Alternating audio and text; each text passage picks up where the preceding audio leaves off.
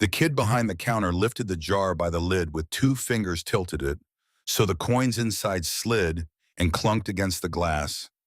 Set it back down like it was a jar of old pickles somebody had forgotten at the back of a pantry shelf for the better part of a decade. He did not look up. He was maybe 24 years old, wearing a gray hoodie with the drawstrings pulled uneven, one wireless earbud lodged in his left ear, the other dangling against his collar like a small white fruit.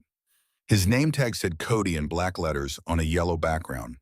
He had the kind of face that had not yet decided what kind of man it wanted to become, soft around the jaw, quick to dismiss, slow to consider anything that did not arrive with a price tag already attached. He tapped his phone screen twice with his thumb before finally letting his eyes rest on the jar sitting between them on the smudged glass counter. The jar was a wide-mouthed ball canning jar, the old kind, thick-walled glass gone slightly green from age, and decades of sitting in the same spot on the same shelf. It was filled to within 2 inches of the lid with coins, quarters and dimes and nickels and pennies mixed together with the careless democracy of a lifetime of small change. The kind of accumulation that happens not through intention, but through the daily emptying of pockets and the dropping of whatever was left into the nearest available vessel. But scattered among the ordinary coins, if you were the kind of person who looked carefully at things, were others. Heavier ones, darker ones, coins that sat differently in the pile, that caught the fluorescent light at a different angle, that seemed to carry more weight than their size suggested. The woman who had set the jar on the counter was 79 years old. Her name was Loretta Mae Washington, and she stood with her hands folded in front of her, her back straight, her chin level with the quiet authority of a woman who had spent 31 years making children sit up straight and pay attention and understand that how you held yourself in the world said something about what you thought of yourself. She wore a navy blue church coat even though it was a Tuesday morning in October, because she had been raised to dress properly when you went somewhere that mattered, and she had decided that this mattered even if the place itself was unprepossessing, even if the fluorescent lights were too harsh, and the carpet was the color of old mud, and the cases along the walls were full of other people's surrendered things. Her hair was silver white and pinned carefully at the back of her head. Her shoes were low-heeled and polished to a quiet shine. She had driven herself here in a 2009 Buick LeSabre that she kept clean and well-maintained, because Calvin had always said that a person's car told you something about their self-respect, and she had agreed with him on most things, and she agreed with him on that. Calvin had been gone for 3 years now. She still talked to him sometimes. Not out loud, not usually, just in her head, the way you talk to someone who has become so woven into the architecture of how you think that you cannot always tell where your own thoughts end and theirs begin, the way a long marriage eventually makes two separate minds into something that operates more like one. She had told him this morning before she left the house, before she lifted the brush from the shelf in the hall closet where it had sat since the day they brought it home from the basement after the funeral, that she was sorry. She had stood in the hallway with the chair in both hands and looked at his photograph on the wall and said out loud, "This time, Calvin, I am sorry, but the furnace is gone, and I do not have another way." He had not answered, of course, but she had felt in the particular silence that followed the same quality of stillness that had always meant he was listening. Cody picked up the jar again and gave it a slow shake, watching the coins shift and resettle. He set it back down with a small thud. $35, he said. Loretta blinked once. The jar held 41 years of saved change. Calvin had started it in 1981, the year their youngest daughter Renee was born, dropping in whatever coins he emptied from his pockets each evening when he came home from the foundry, the small ceremony of a working man at the end of a day, shoes off at the door, coins out of the pocket jar on the shelf. She had kept it going after he retired, after the diagnosis, after everything. She had not touched it, had not counted. It had not opened the lid except once to add a handful of change from her own purse. On the day he came home from the hospital the last time, because it had seemed important to add something to keep the thing alive in whatever way she could. She had kept the jar because Calvin had asked her to. He had told her more than once across the years, in that quiet way he had of saying things that mattered, without raising his voice, that the one had things in it more valuable than money. She had believed him the way she believed most of what Calvin said, which was completely and without requiring an explanation. She had held on for 3 years after he was gone, but the heating system had failed in September. A total failure, the furnace dead on a Monday morning when the temperature outside was 41 degrees and falling, and the replacement estimate from the first company she called was $2,400. And the estimate from the second company was $2,600. And there was no third estimate that was going to come in below 2,000. Her Social Security came to $1,340 a month. After the utility bills and the medication for her blood pressure and her knees and her thyroid, after the groceries and the insurance on the Buick, and the small amount she sent to her church every month because she had sent it every month for 40 years, and she was not going to stop. Now she had been left with $47 in the last week of September. She had eaten oatmeal for 11 days in a row because it was cheap and filling and required no decisions. And she had not called her daughters. Both the daughters had their own children and their own mortgages and their own particular versions of the daily weight of being alive in the world. And Loretta Mae Washington did not put her burdens on other people's backs. She had been raised not to. Her mother had not done it. Her grandmother had not done it. She had not done it in 79 years, and she was not going to begin now. So she had come here. She had not intended when she left the house that morning to sell the whole jar. She had intended to sell a few of the ordinary coins, the quarters and the dimes, just enough to make up the gap between what she had and what she needed, just enough to get through the winter without the house going cold. She had brought the whole jar because she could not tell, without lifting them all out, which coins were ordinary and which were the ones Calvin had meant when he said there were valuable things inside, and she did not want to do that on the kitchen floor where she might lose something in a crack between the tiles. $35, Cody said again, with the slightly flatter intonation of someone repeating a number for the benefit of a person who was being slow. Loretta looked at him for a long moment. She had taught fourth grade at Dunbar Elementary School in Wichita for 31 years. She had looked at a great many young people across a great many years, had looked at them carefully and with the specific patience that teaching required, the patience of a person who understood that what a child showed you on the surface was rarely the whole story, and that your job was to look past the surface without making the child feel examined. She recognized, looking at Cody, the particular variety of ignorance that was not stupidity, but something closer to curiosity, the willful refusal to look carefully at anything, because looking carefully was slow and effortful, and the world seemed to offer enough shortcuts that careful looking could be avoided indefinitely. She had spent 3 decades trying to cure that in children. She had not always succeeded. She was not going to argue with this boy. She reached for the jar. "Hold on," said a voice from behind her. She turned. There was a man sitting in one of the 3 plastic chairs along the wall to her left, the kind of chairs that exist in waiting areas the world over, slightly too small and slightly too hard, and upholstered in a fabric that had been wiped down too many times. He had been there when she came in, sitting with a tablet on his knee, and she had registered him the way you register furniture in a room present, but not relevant to your purpose. He was not furniture. He was a black man in his late 50s, solidly built with close-cropped gray beginning at his temples and spreading inward, and reading glasses pushed up on his forehead as though he had forgotten they were there.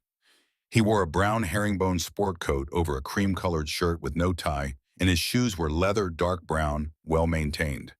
He looked like a man who spent a significant portion of his life around books and documents and took care of his appearance not out of vanity, but out of the kind of professional dignity that comes from understanding that how you present yourself affects how seriously people take the things you are trying to say. He was already standing up. He was already walking toward the counter. His eyes were not on Loretta. They were fixed on the burner with an intensity that was not casual and not performative, but the concentrated attention of a person who has just seen something they have been looking for without knowing where to look. He reached the counter and positioned himself beside her, not crowding her space, leaving a respectful distance the way someone does who has learned through practice how to approach people without making them defensive. He looked at Cody for a moment and then looked at Loretta. "I am Marcus Eldridge," he said. His voice was measured and warm. "Dr. Marcus Eldridge. I am the director of the Kansas Military History Museum over on Douglas Avenue. I do not mean to intrude on your business, ma'am, but I believe you may have something in that jar that is worth considerably more than this gentleman is aware of, and I would feel wrong walking out of here without saying so." Loretta looked at him. She had good instincts about people. Calvin had always told her so, had told her with the particular admiration of a man who recognized a skill in someone else that he did not fully possess himself. He had said she could read a room faster than anyone he had ever known, that she always understood who in a gathering was carrying trouble and who was carrying peace before a word had been exchanged. She read Marcus Eldridge, now read him the way she had read parents at school conferences for 30 years, the way she read anyone whose intentions she needed to assess quickly and accurately. She read nothing in him that made her want to step back. She slid the jar toward him. He reached into the breast pocket of his sport coat and produced a small leather pouch, the kind that closes with a snap. From it, he took a pair of thin white cotton gloves. He pulled them on with the practiced efficiency of someone for whom this was a routine gesture. He unscrewed the lid of the jar. He did not shake it or tilt it or handle it with anything less than the careful attention of someone who understood that the value of old things is often fragile and irreversible. He simply looked down into it, the way you look into something when you are genuinely trying to understand what you are seeing. Then he reached in with two gloved fingers and lifted out a single coin from near the bottom of the pile, a coin that had been sitting underneath the ordinary change, heavier and darker than the quarters and dimes above it. It was tarnished silver gone almost bronze in the places where it had been handled most, and it was slightly thicker than a normal coin and slightly wider, and on one face there was an eagle, but not the standard American eagle. This one was older looking, the wings angled differently, and around the base of it there were letters so small and so worn by time that you would need a loupe to read them under good light. Marcus Eldridge took the reading glasses from his forehead and settled them onto his face. He held the coin close to his eyes. He turned it slowly. His mouth went still. Loretta watched his face. "Where did your husband get this?" he asked. His voice was quiet, careful, stripped of everything except the question. She felt something shift in her chest. "How do you know it was my husband's?" she said. He looked up at her. He had the kind of eyes that moved slowly and landed with precision, the eyes of a man who did not look at things carelessly. "The calluses on the inside of your ring finger," he said, "and the way you set that jar down on the counter. Like it belonged to someone." She let that sit for a moment. "My husband Calvin," she said. "He worked at the foundry, National Steel and Wire over on the east side before they closed it down in 1994. He worked there 40 years. He collected things, old things sometimes. He never explained most of it." Marcus Eldridge looked back at the coin. His expression had changed in a way that she could not name precisely. It was not excitement, not the shallow brightness of someone who has spotted an opportunity. It was something more serious than excitement, something closer to the feeling of a long search arriving somewhere significant. "Did he ever talk to you about Korea?" Marcus asked. The word landed between them like something set down carefully on a glass table. Calvin had not talked about Korea, not in any real or substantive way. He had told her he served. He had told her he was 19 years old when he went and 21 when he came back, and he had said it with the matter-of-fact brevity of a man describing a fact rather than an experience. He had told her once very late at night in their bedroom, with the lamp off and the dark between them, after 3 glasses of the good bourbon he kept on the top shelf of the cabinet, and opened only on particular occasions, that there were men he had known over there who deserved better than what they got. And then he had turned over and gone quiet, and she had understood, without being told, that the subject was done for the night, and probably for all the nights after it, and she had not asked again. She had not asked again for 58 years. "He told me he served," she said. That was about the extent of it. Marcus Eldridge set the coin down on the glass counter with extreme care, as though it were something that could be damaged by a careless sound, and looked at her with an expression that was beginning to take on the quality of gravity, the kind of gravity that precedes serious news. "Mrs. Washington," she said. "Loretta Washington." "Mrs. Washington," he said, "I think you should come with me. There is a room at the museum where I can show you what I believe I am looking at. You can decide after that whether you want to continue the conversation. But I think you should see it before you make any decisions about this jar." Cody had drifted back to his phone. His thumb moved on the screen. The jar sat on the counter between them. Loretta looked at Marcus Eldridge for a moment longer, reading him one final time. Then she picked up the jar.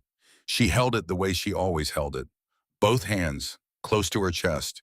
She followed him out into the October morning. They drove separately 12 minutes through the mid-morning streets of Wichita, Loretta, following Marcus's gray sedan through the turns she mostly knew by heart, past the parts of the city that had changed around her across the decades and the parts that had not.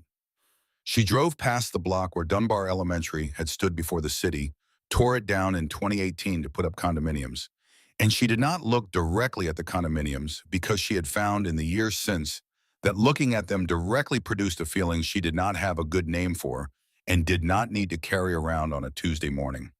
She drove past the church where she and Calvin had been married in June of 1966, the red brick of it unchanged, the small marquee board out front, with a scripture verse she could not read at this speed. She drove carefully and steadily, with both hands on the wheel the way Calvin had taught her when she was 20 years old and learning on his car. The specific voice he had used for teaching practical things, patient and clear, without being condescending. She did not cry. She had not cried in front of strangers in 79 years, and she was not going to start. The Kansas Military History Museum was a converted brick building that had been a warehouse before someone with good instincts and enough institutional support had understood that his bones were right for what it needed to become. The ceilings were high, and the floors were wide, and the feeling of the place was of a space built to hold weight, which was appropriate given what it held. The exhibits were careful and thorough and honest in the way that the best museums are honest, not performing importance, but resting in it, not decorating history, but presenting it with the respect that comes from understanding what it cost. Marcus led her through the main gallery, without pausing past the display on the First World War, and the photographs of the Tuskegee Airmen and the Buffalo Soldiers and the section on the Pacific Theater. And she noticed as she walked that this museum made no effort to minimize or footnote the stories of Black soldiers. The acknowledgement was not performative. It was built into the structure of the place, into the decisions about what to display and how to describe it and how much space to give it. She noted this without commenting on it. He brought her to a room at the back, a research and examination space, with a long padded table running down its center, and archival shelving along 3 walls, and a flat-screen monitor on a smaller table in the corner. The room smelled like old paper and temperature-controlled air, the particular smell of things being preserved against the tendency of time to dissolve everything. He turned on a desk lamp with a daylight bulb, the kind that shows things as they are rather than as the light makes them seem, and laid a rectangle of dark velvet on the examination table. "Please," he said, gesturing to one of the chairs. She sat. She set the jar on the table between them. He took a loupe from the drawer, a proper jeweler's loupe, with a 10 times magnification, and lifted the tarnished coin again. He held it under the lamp and turned it slowly, reading whatever he was finding in the surface. The outer ring, he said mostly to himself rather than to her, hand-punched, not machine-stamped. Someone made this by hand. He set the loupe down and reached for a magnifying light on an adjustable arm, swinging it over the coin and tilting it so the beam came in at a very low angle, nearly parallel to the surface, raking across the metal rather than falling straight down. Loretta leaned forward. Under raking light in the low relief of the metal surface, letters appeared that had been completely invisible in ordinary illumination. Small, deliberate, shallow cut with precision into the outer ring of the coin, not meant to be seen by anyone who was not specifically looking for them. Marcus read them aloud. "Baker Company Detachment," he said. 8th United States Army, November 1950. He set the loupe down. He looked at her. "Do you know what happened in November of 1950 in Korea?" he asked. She had a general sense of it, the way most people her age had a general sense of most of the large events of the century they had lived through, the broad outline present. Without the detail, the name known, without the knowledge of what the name contained. "The reservoir," she said. He nodded. "The Chosin Reservoir Campaign," he said, began in late November 1950. Temperatures dropped to negative 35 degrees Fahrenheit in some areas. The 1st Marine Division and elements of the Army's 7th Infantry were surrounded by Chinese forces after China entered the war in force. 17,000 American and Allied troops encircled by over 120,000 Chinese soldiers. The fighting lasted 3 weeks. The withdrawal down the Funchailan Pass is still studied in military schools as one of the most difficult fighting retreats in the history of the American Armed Forces. He let that land. Then he said Baker Company Detachment was not in the official records of that campaign. It was a unit composed entirely of Black soldiers drawn from multiple regiments. The Army was still segregated in 1950. President Truman had signed Executive Order 9981 in 1948, ordering desegregation of the armed forces. But the actual desegregation of units on the ground was slow and uneven and largely theoretical in the early months of the Korean War, particularly in forward deployed units. Baker Company detachment operated in what you might call the margins of the official structure. They fought in the margins, and when the after-action records were compiled, they remained in the margins of those as well. Loretta's hands were very still in her lap. He reached into the archival shelving and produced a thin folder worn at the corners, the kind of folder that has been opened and closed many times over many years. He laid it on the table and turned several pages before finding what he wanted and turning the folder so she could read it. It was a photocopy of a photocopy, the image slightly blurred at the edges, but readable in the center, the bureaucratic language of a military report visible through the degradation of reproduction. I have been researching this unit for 4 years, he said. I have assembled what I believe to be a reasonably complete picture of what Baker Detachment was, where they were positioned, and what they did. What I have not been able to find in 4 years of searching is their names, the 14 men who made up that unit. Without the names, there is no petition to the Army. Without the names, there is no formal record correction. Without the names, there is no ceremony, no acknowledgement, no permanent record that these men existed and did what they did. He looked at the coin. I believe your husband made this coin to hold their names. Loretta looked at the coin lying on the velvet under the daylight lamp. She thought about Calvin in the basement. He had spent evenings down there across the years of their marriage, working at the bench he had built himself along the back wall, using the tools of his trade in the hours after dinner, when the house was quiet and the children were in bed and the day was done. She had thought it was simply the habit of a man who worked with his hands professionally and continued to work with his hands at home the way some people who spend their days with words continue to read in the evenings. The same motion continued in a different register. She had brought him coffee down there sometimes, descending the stairs with the mug warm between her palms, and he would look up from whatever he was doing and smile at her with the particular warmth that had never, across 56 years of marriage, become ordinary to her. Thank you, Loretta, he would say, and she would stand for a moment looking at whatever was on the bench, and sometimes she would ask what he was working on, and sometimes she would not.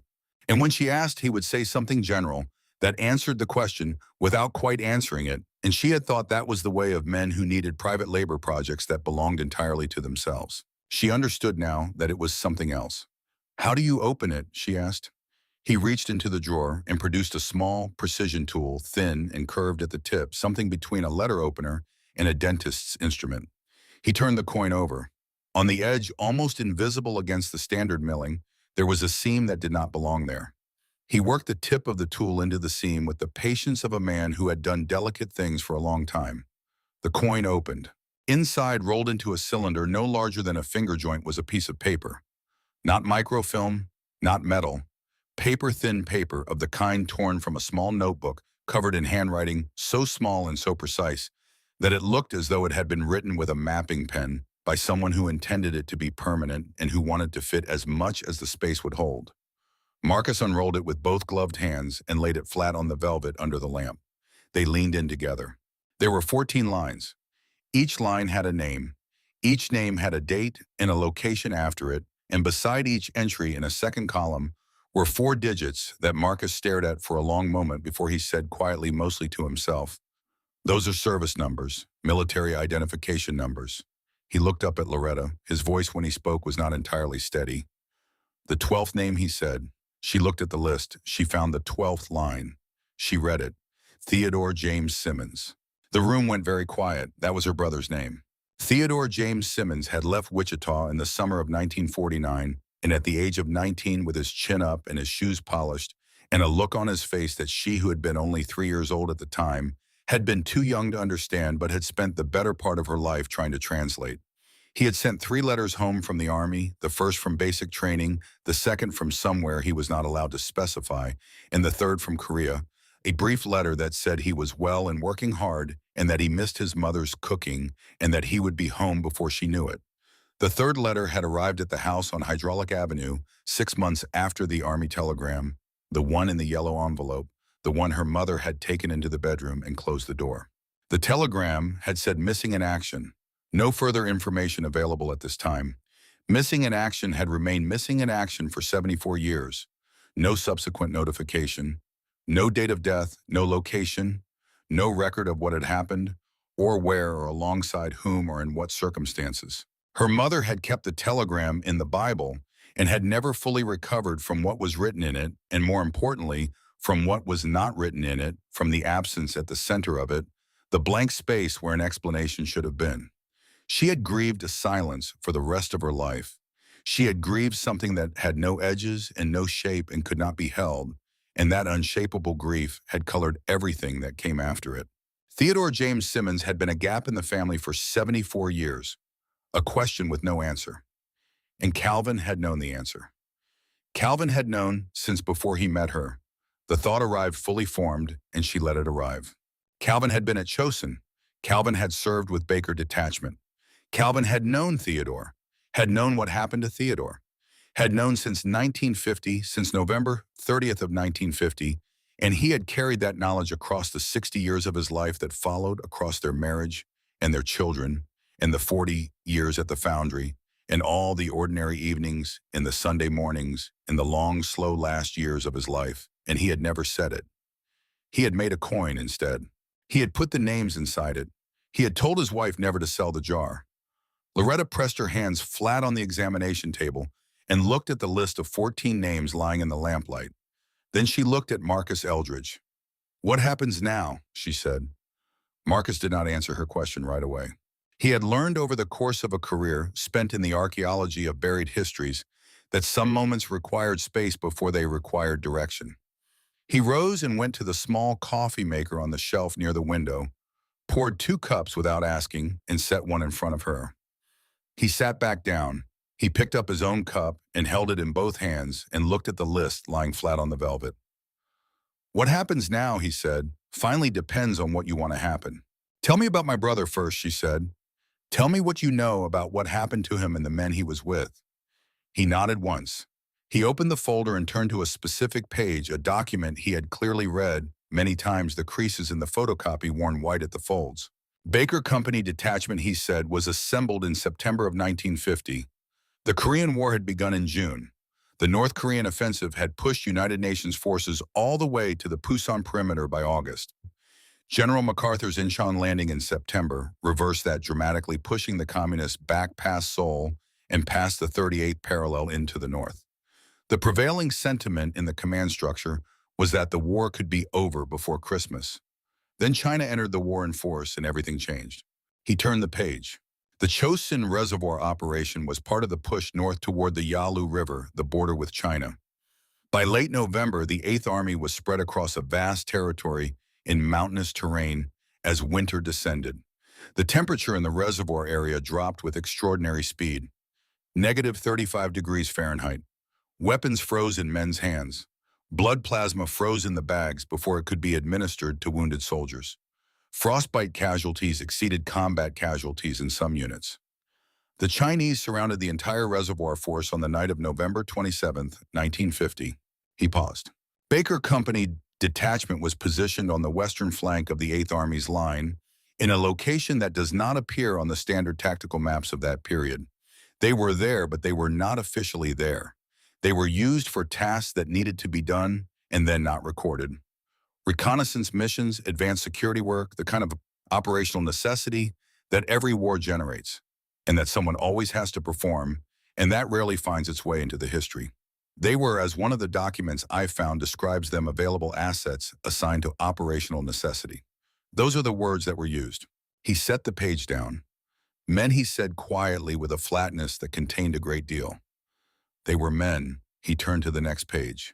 According to the single operational report I have located, which was part of a supplemental intelligence debrief, declassified in 2019, Baker Company Detachment held a road junction on the western approach to the main perimeter on the night of November 29th through the morning of November 30th, 1950. 14 hours.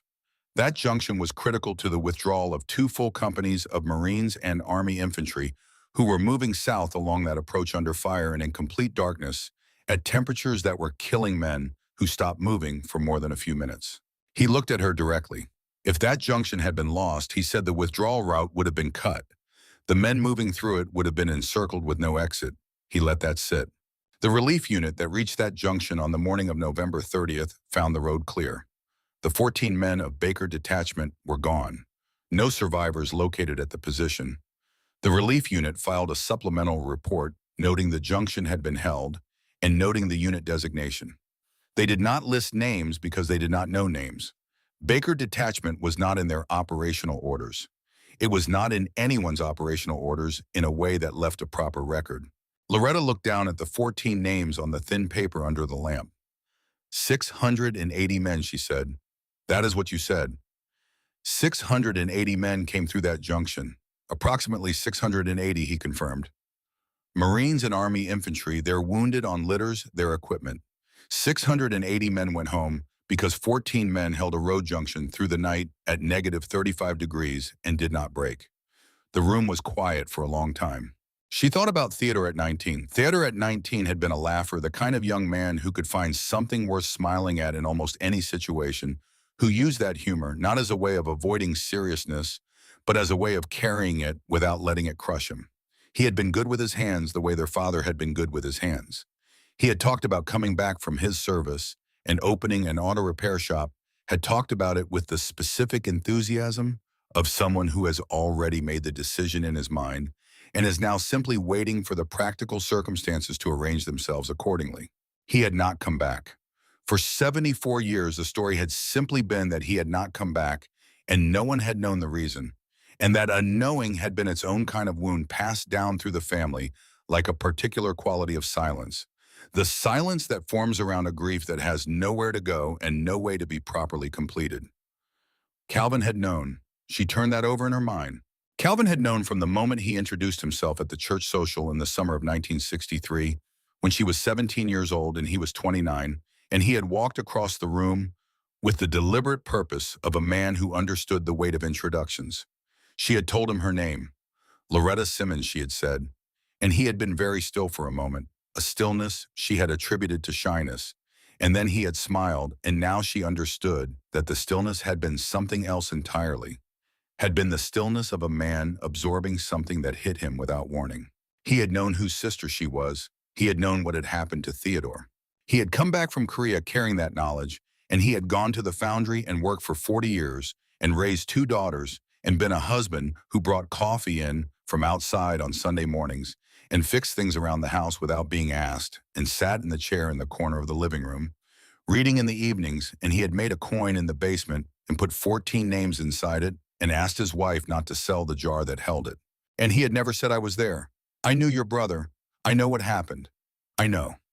She thought about that for a long time. Then she thought about what it might have taken to say it. How do you tell your wife that her brother died in a place in a way that the Army refused to officially acknowledge that the 14 men he died alongside were erased from the record, that you yourself had written a letter asking the Army to account for them and received a single line in reply saying the records did not exist and the inquiry was closed? How do you find the moment for that in a life made up of ordinary moments? Over Sunday dinner, on a quiet evening with the television on low, in the darkness of a bedroom, the way he had told her once and only once that there were men he knew who deserved better than what they got. You don't find the moment, she thought, or rather you understand that the moment does not exist yet, that the world is not yet ready for it, that what you can do is make the coin and put the names in it and keep it safe and trust that eventually the world will catch up to what you know. She looked at the bars sitting on the velvet cloth. She looked at the list. She thought about the word she had not yet seen on the back of the coin, the word that she would not know about for another hour when Marcus would turn the coin over under the raking light and show her what Calvin had engraved on the reverse in letters as small and deliberate as the unit designation on the front. One word, but she did not know that yet. What she knew, sitting in that room in the mid-morning October light, was that she had carried Calvin's last act without knowing it for 3 years, had carried it in both hands across a parking lot and set it on a glass counter and nearly left it there for $35. And the nearness of that, the proximity of the almost loss, produced a feeling in her chest that she sat with carefully until it passed into something quieter. She looked at Marcus. Tell me what you need to do, she said, and then I will tell you what I want to happen. and they began. Marcus spent the first 2 hours cross-referencing the 14 service numbers from Calvin's list against the records held by the National Personnel Records Center database, working at his computer with the methodical efficiency of a man who had been doing archival research for long enough that the process had become second nature, visible in the way his hands moved and the way he navigated between databases without looking at the keyboard. Loretta sat across from him. She had a second cup of coffee. She looked at the open coin and the unrolled list, and she thought about Calvin, and she thought about Theodore, and she thought about what she was going to say to her daughters when she called them tonight. All 14 confirmed, Marcus said eventually. He turned the screen so she could see. Every service number matched a record in the National Personnel Records Center database. 11 of the 14 were listed in the official rolls as killed in action, but without unit attribution, scattered across different supplemental casualty reports as individual entries with no connecting information, no unit, no circumstance, nothing to tie them together. 3 were listed only as missing in action. Theodore James Simmons was one of the 3. He pointed to the entry on the screen. Theodore James Simmons, he read, service number RA17485621, enlisted at Wichita, Kansas, July 1949. Listed as missing in action, date of loss, November 30th, 1950, location unspecified. He let her look at it. Missing in action in this case, he said, carefully means that his remains were not recovered during or after the battle. The conditions at Chosin were extreme, and recovery was often not possible. It does not mean there is uncertainty about what happened to him. We now know with the documentation we have what happened. He looked at her directly. Your brother held a road junction with 13 other men for 14 hours so that 680 soldiers could pass to safety. He died on the morning of November 30th, 1950, doing what he had been asked to do. And then the Army lost his name in the paperwork or chose not to find it, and it remained lost for 74 years. The afternoon light had begun to shift, coming through the window at a lower angle now.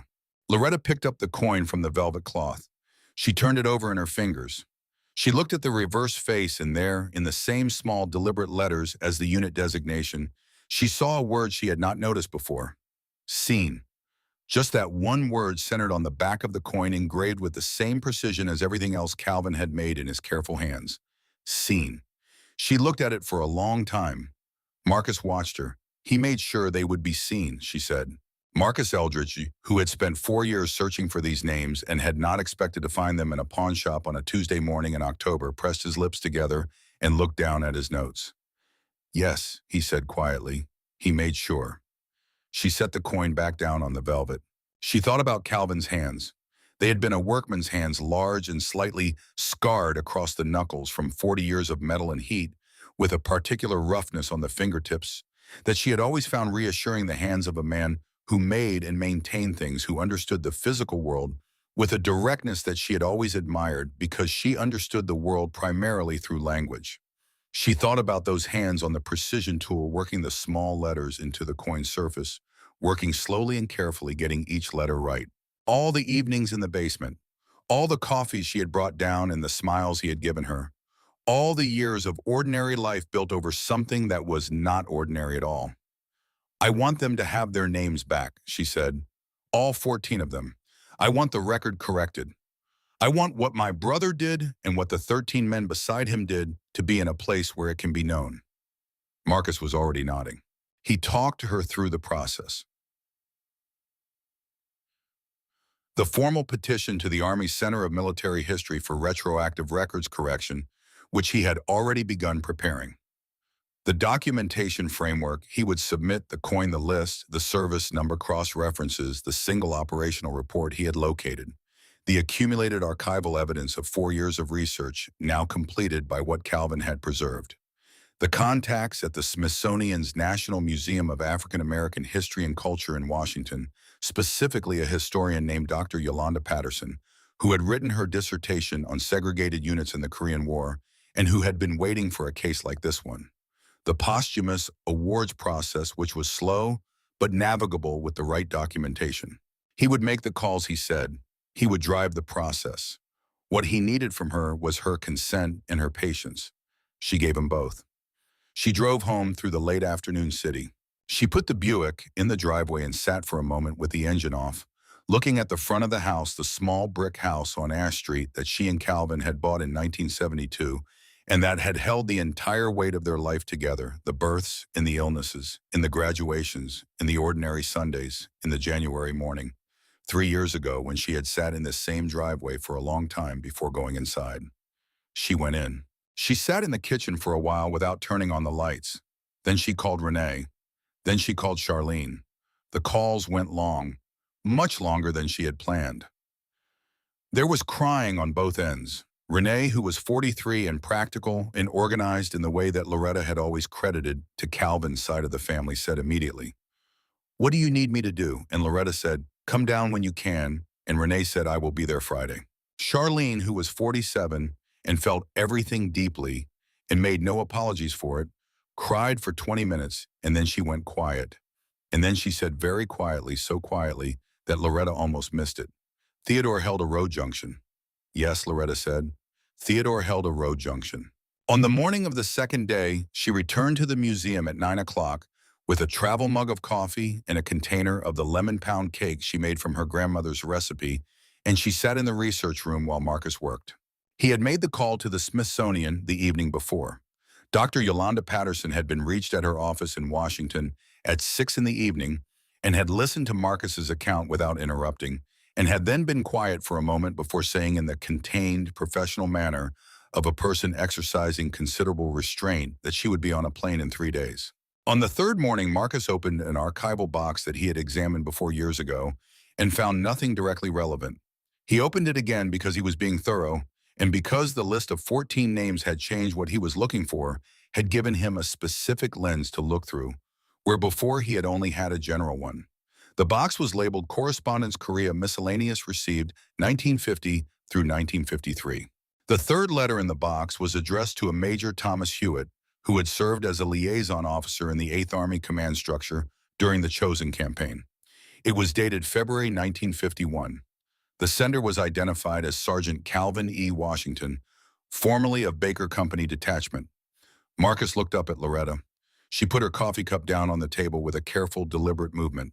He turned the folder so she could see her husband's handwriting. Calvin had not been at the junction on the night of November 29th.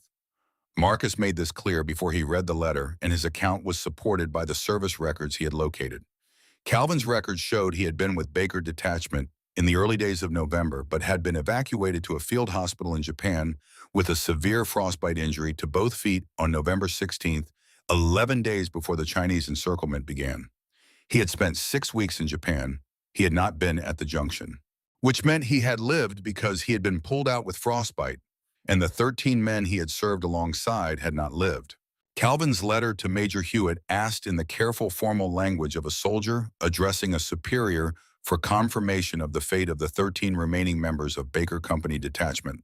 It listed their names, the same names that appeared on the list inside the coin minus Calvin's own. It noted that Calvin had been unable to locate any official record of their casualties and requested that the Army formally account for them and notify their families. There was no reply attached to the letter. There was clipped to the back of it a single line on official Army stationery. Records for the unit designation cited do not exist in current administrative files. Inquiry closed. Loretta read the single line 3 times. Inquiry closed, she said.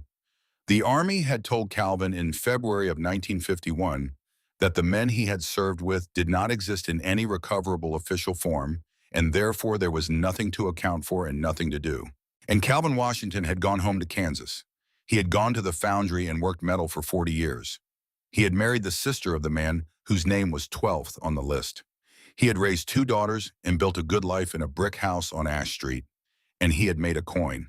By hand in the basement, using the tools and the skills of his trade, working in the evenings after dinner, in the private space he had made for himself at the bench against the back wall, working slowly and precisely, and with the patience of a man who understood that the work he was doing might not bear fruit for a very long time, who understood that you do the work anyway, who understood that the right moment and the right hands might not exist yet, and that his job was therefore to preserve what he knew until they did. Loretta sat with that. She sat with all of it. She thought about Calvin, knowing whose sister she was from the moment she said her name. She thought about the deliberate weight of that, the way he had chosen in the years that followed every day for 56 years to carry that knowledge without putting it on her back. She thought about whether that had been the right choice. She thought about it honestly and without the distortion of grief. She thought that she understood it. She did not entirely agree with it. She would have wanted to know. She thought she could have held it.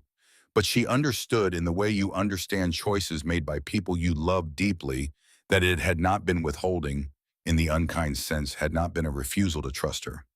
It had been the act of a man who did not know how to give someone a grief they had not chosen to carry, who understood that the truth he held could not be told in pieces, that it required the whole context and the whole weight, and that even then it would break something that could not be unbroken, and who had spent 56 years looking for the moment that did not exist. And so he had made the coin, and he had put the names inside it, and he had put the word on the back, seen. He had done what he could with what he had. She looked at the jar sitting on the velvet cloth. She looked at it for a long time.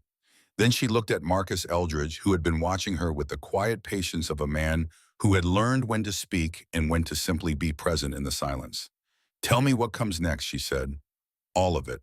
Dr. Yolanda Patterson arrived on a Thursday morning on a direct flight from Washington. She was 51 years old, black, with close-cropped natural hair, going silver at the edges, and rectangular glasses, and the unhurried efficiency of a person who had spent 30 years doing consequential work without requiring ceremony around it. She carried a rolling bag and a leather document satchel and shook hands with Marcus in the museum parking lot with a grip that was both warm and firm, the handshake of someone who had long ago stopped performing confidence because it had simply become part of how she moved through the world. She shook hands with Loretta and held on for a moment. In that moment, Loretta understood that this woman knew what she was looking at, understood that the woman in front of her had been waiting for something like this in the particular way that researchers wait for the piece that completes the picture they have been building for years. Marcus had sent Yolanda everything by email: the photographs of the coin, the list of names, the service number, cross-references, Calvin's letter to Major Hewitt, the Army's single-line dismissal. She had read it on the plane with the window shade up, so the light was good, she said. She had read it without putting it down. They went to the research room. Yolanda examined the coin for 40 minutes, working through her own process, taking her own photographs with a small professional camera, making notes in a narrow notebook with a fine-point pen. She read the list of names. She read Calvin's letter. She read the Army's reply. She took off her glasses and set them on the table and pressed the tips of her fingers together. "Mrs. Washington," she said, "what your husband made and preserved is among the most significant pieces of primary documentary evidence related to the erasure of black service in the Korean War that I have encountered in 30 years of working in this field. I want to be specific about why I use that word, because significant is used loosely and I am not using it loosely. What I mean is that this coin and this list close a historical case that researchers in my field have been aware of for decades and have been unable to document because the central evidence was missing. We have had structural knowledge of what happened to units like Baker Detachment. We have had the general picture. What we have not had in this particular case is the names, the 14 names. Without the names, there is no petition. Without the names, there is no records correction. Without the names, there is nothing to put on a wall or in a display case or on a marker in a cemetery. There is only the silence." She looked at the list lying flat under their apron. "Your husband gave us the names." Loretta sat with that. She had spent 4 days now turning what Calvin had done from different angles, looking at each new surface as it presented itself. This angle showed her something she had not yet put into these specific words, that Calvin's act was not only personal and not only familial, but historical in the precise and consequential sense that it had made possible something that had previously been impossible, that it had preserved the capacity for justice that the Army had tried to foreclose with a single line in 1951. He had not only kept the name safe, he had kept the possibility of justice alive. He had done it with his hands in the evenings in the basement without telling anyone. Yolanda laid out the process. The formal petition to the Army's Center of Military History for retroactive records correction for all 14 members of Baker Company Detachment had been submitted by Marcus on Tuesday. The center's director had called that morning. Given the quality and specificity of the documentation, they were prepared to move forward with an expedited historical review, which in this context meant 2 to 4 months. At the conclusion of that review, the 14 men would receive formal records correction. They would be listed by name, unit, and date of casualty in the official Army rolls. The second component was the posthumous awards process. Based on the documentation of the junction action, the 14-hour hold under fire in extreme cold, the 680 personnel enabled to withdraw, there was a strong case for posthumous commendation for each man. The specific award would be determined by the review board. For Theodore specifically, Yolanda said the records correction would change his status from missing in action to killed in action on November 30th, 1950. He would have a date, a location, a unit, and a record that told the truth about what he did and where he did it and alongside whom. The family marker in the cemetery could be updated to reflect his actual record. She looked at Loretta steadily. "That is your family's decision," she said. Loretta thought about her mother. She thought about the grave in the family plot with Theodore's name, and no body beneath the ground the marker they had placed, because grief needs something physical to rest against, because the human need to have a place to stand and look at something and understand it as a marker of a specific loss is not a small need, but an ancient and legitimate one. She thought about what it would mean to put a true date on that stone, a true record, a true account of what had happened, replacing the silence with something that could be read and understood by anyone who stood there and looked. It would not bring him back. She had never expected anything to bring him back. But it would give the grief its proper shape, and the grief had waited long enough for a shape. "Yes," she said, "I want to update the marker." Yolanda made a note. The third component, she said, was the museum. She glanced at Marcus and then looked back at Loretta. The Smithsonian would like, with her permission, to display the coin and the list as part of a permanent exhibit in the National Museum of African American History and Culture in Washington. Contextualized within the Korean War collection, which was currently the most significant collection in the country relating to Black service in that conflict. The coin and the list would be the centerpiece of a section specifically dedicated to Baker Company detachment. She paused. "We would name that section," she said, "for your husband and your brother, Calvin Eugene Washington and Theodore James Simmons, if you consent." The room went quiet. Loretta looked at the coin lying on the velvet cloth. She looked at the word on its back, "Seen." She thought about Calvin asking her not to sell the bar, not with urgency or insistence, but with the quietness that she had always understood meant this matters in a way I cannot explain to you right now.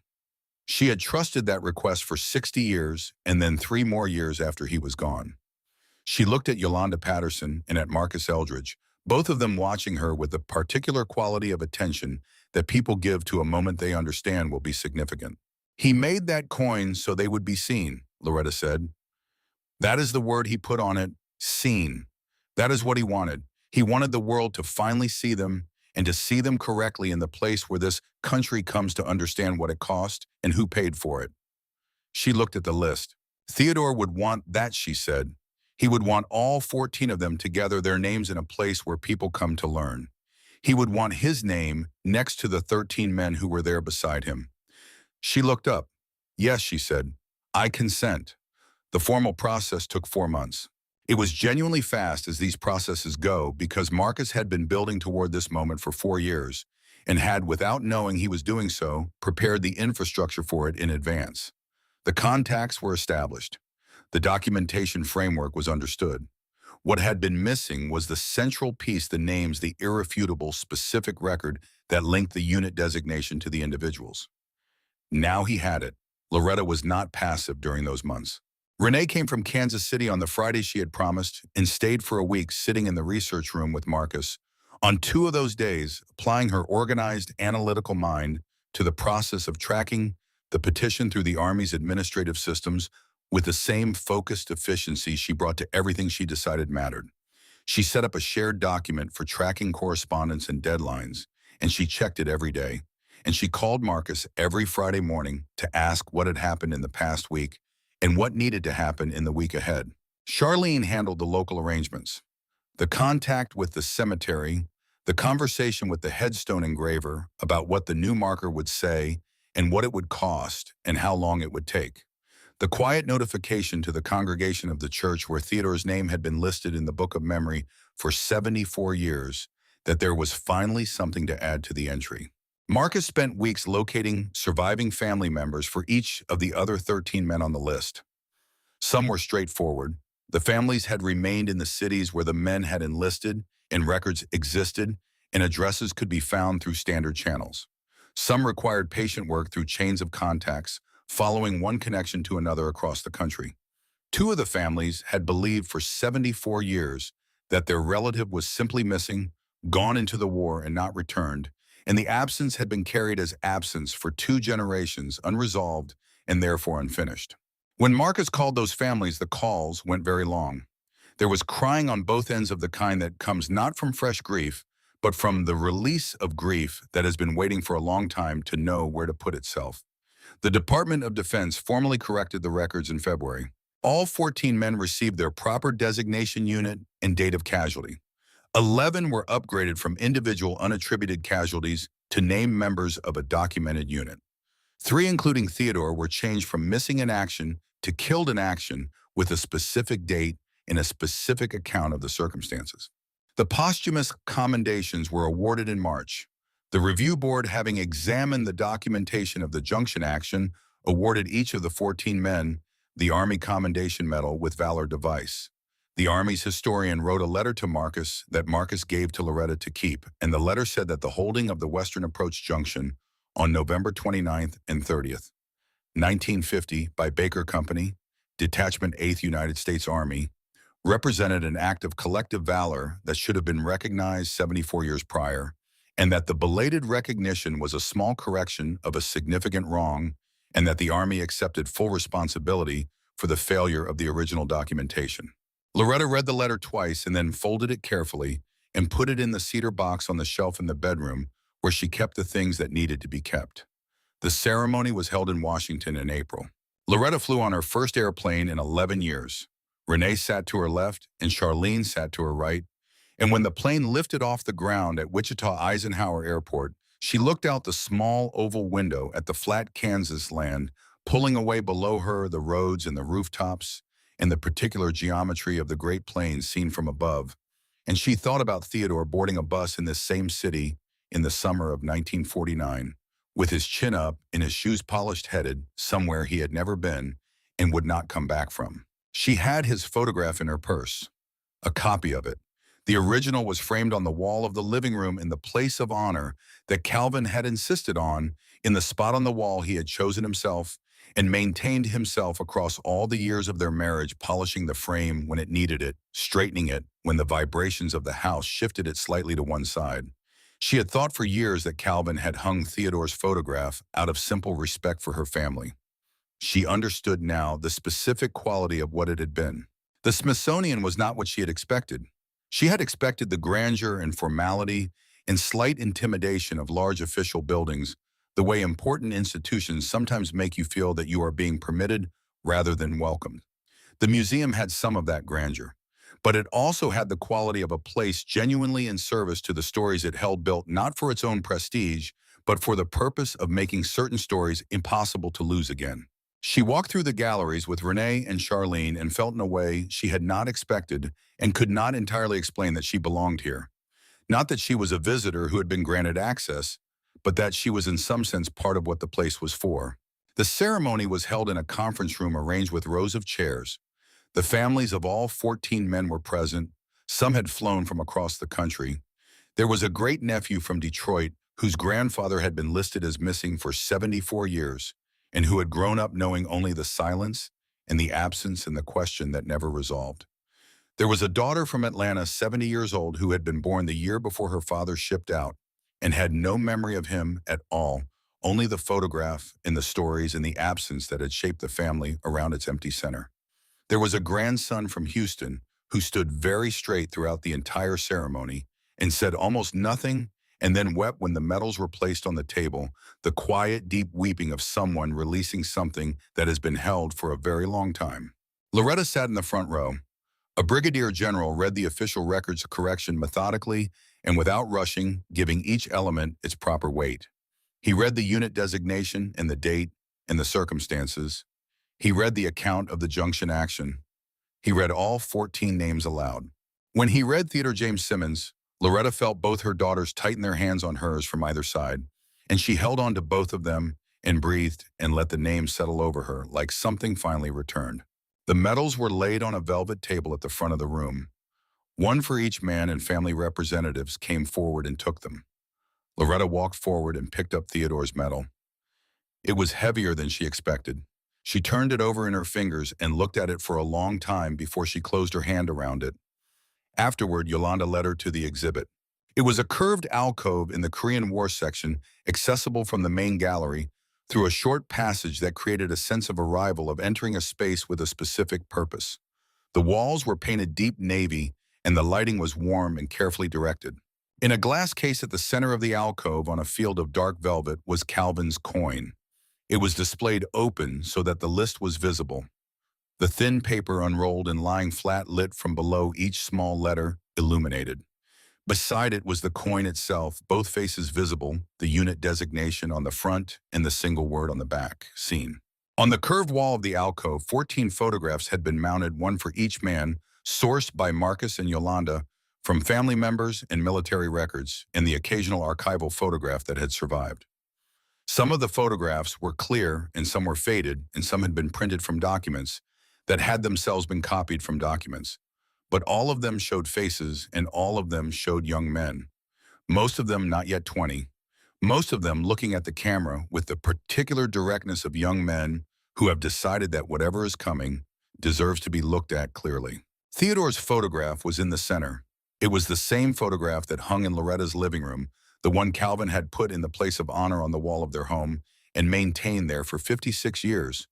Theodore at 19, chin up, shoes polished, looking at the camera with the directness she had spent her whole life trying to translate.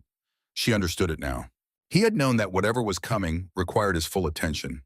He had known it the way young men sometimes know the ones who move toward hard things rather than away from them, that the looking is part of what you owe to the thing you are facing. The panel beside the photographs read Baker Company Detachment 8th United States Army.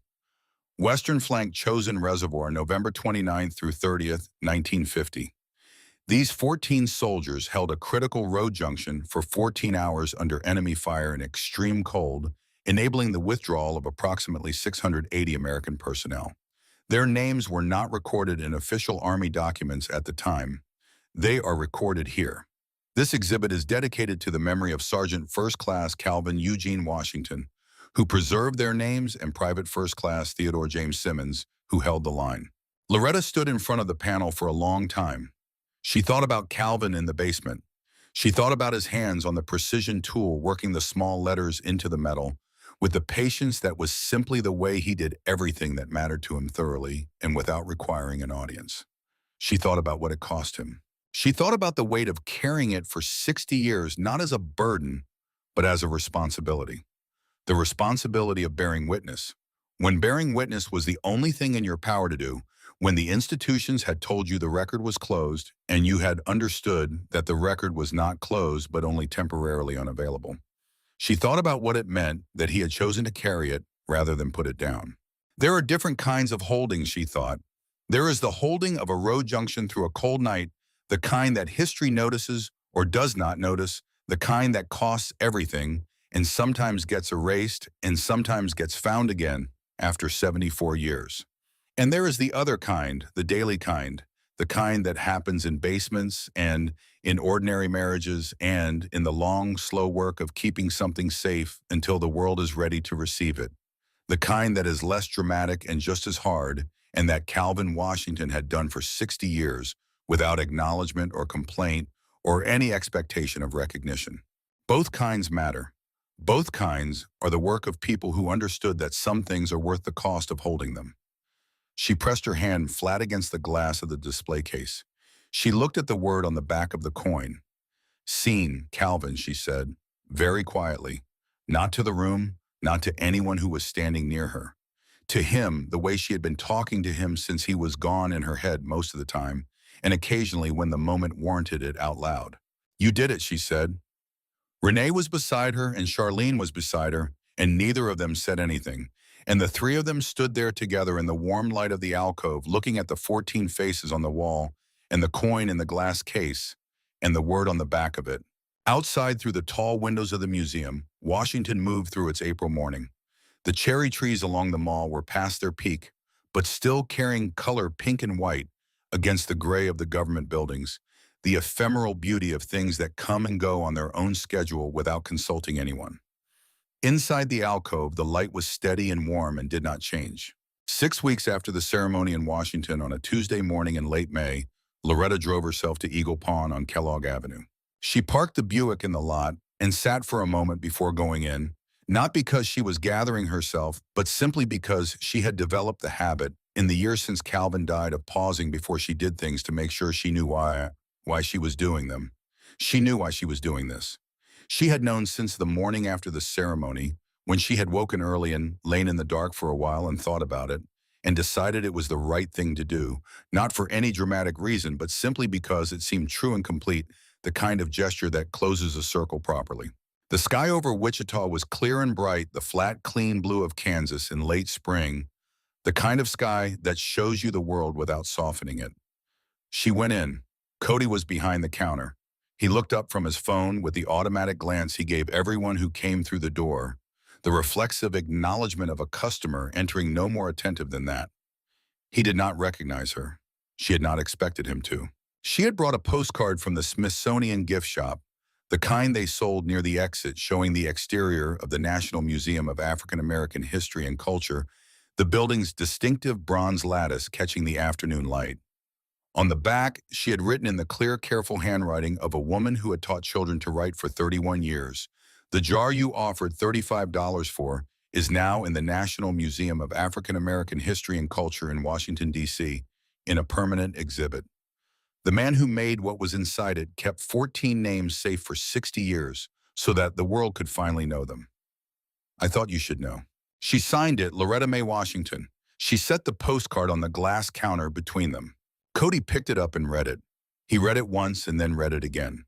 His expression moved through several things in the course of those two readings: the initial blankness of someone processing unexpected information, then something that might have been the first stirring of understanding, the beginning of a recognition that the thing he had held by the lid and shaken and put back down for $35 had been something other than what he had seen. He looked up at her. She looked at him. She looked at him with the patience of a woman who had spent 31 years looking at young people and understanding that the capacity for attention and understanding was present in most of them, that what it required was not intelligence, but the willingness to slow down and look carefully at things, and that this willingness could be cultivated and that it was never too late to begin cultivating it. She did not say any of this. She did not say anything. She turned and walked back to the Buick.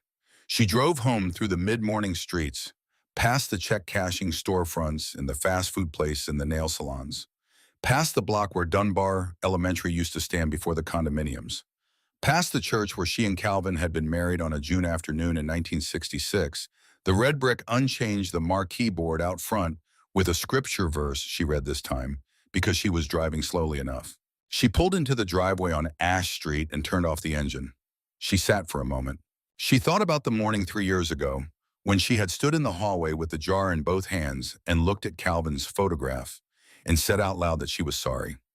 She thought about how that morning had begun and how this one had begun, and the distance between them, not just in time, but in what she knew and what had been made possible and what could now be said that could not be said before. She went inside. She put the kettle on.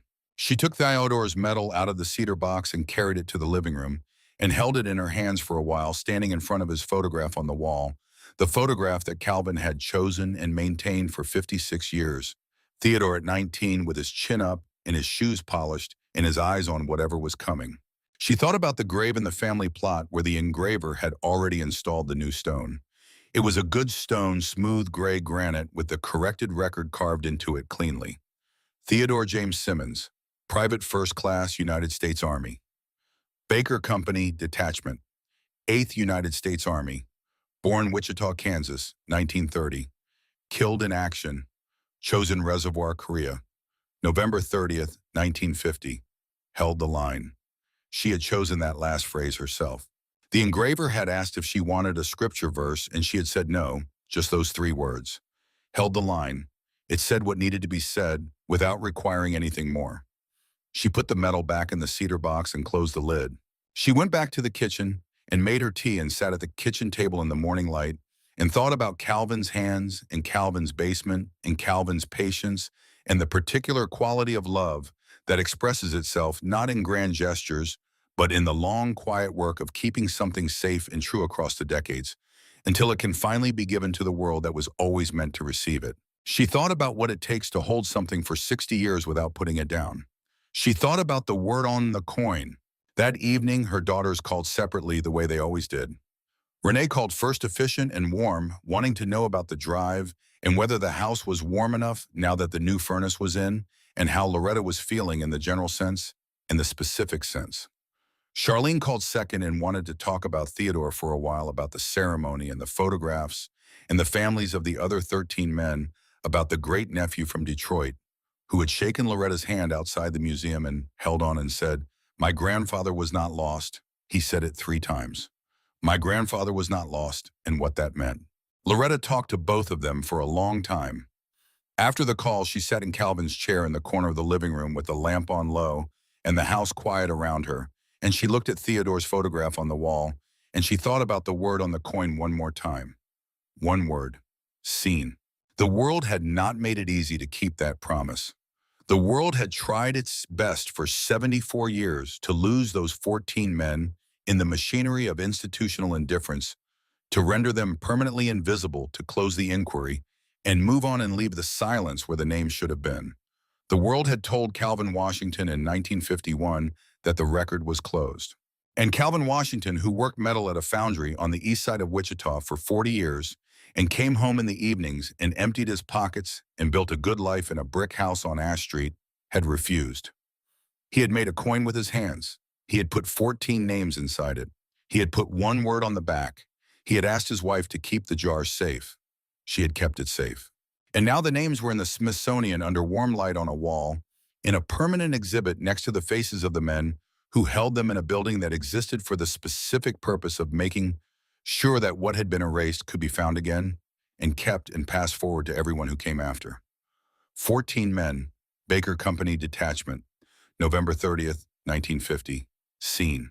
She sat in Calvin's chair until the house was fully dark and the lamp was the only light, and the street outside was quiet. She was not sad. She was something past sadness, something on the other side of it, where grief has done its work, and what remains is not emptiness, but a kind of wholeness. The particular wholeness that comes from knowing where you have come from, and what you are made of, and what the people who loved you were made of, and what they chose to carry so that you would someday be able to know. She turned off the lamp. She went to bed. She slept well that night. She had not slept that well in 3 years.